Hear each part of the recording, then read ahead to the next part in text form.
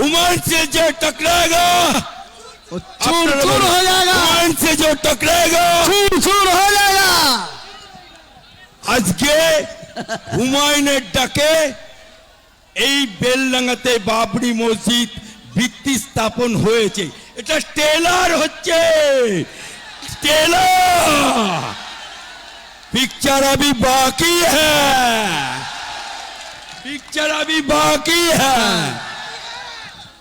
আজকে আপনাদের ডাকে আমি অ্যাডভোকেট আলী আফজল চাঁদ আসতে পেরে এবং হুমায়ুন ভাইয়ের সাথে সাথ দিতে পেরে যত মুসলমান আজকে হাজির হয়েছে সবাইকে আমার অন্তর থেকে দোয়া সালাম জানাচ্ছি, কুন্নিস জানাচ্ছি।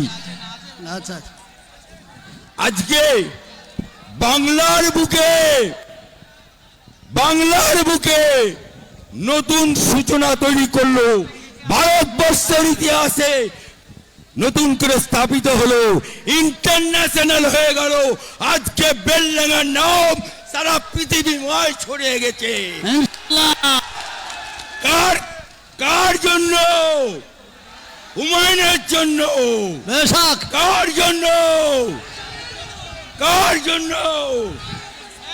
তাই আপনাদের কাছে বেশি বলতে আসিনি।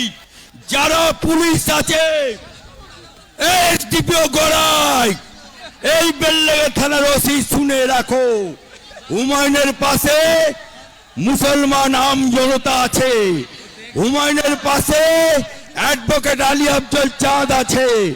जो हुमायूं से टच लगाएगा वो चूर चूर हो जाएगा। কমিটি আছে তো, কমিটি যে পুলিশ হুমায়ুনের একটা মুসলমান কর্মীর গায়ে হাত দেবে সেই পুলিশের উর্দিটা খুলে নেবার দায়িত্ব হাইকোর্ট থেকে আমার। আর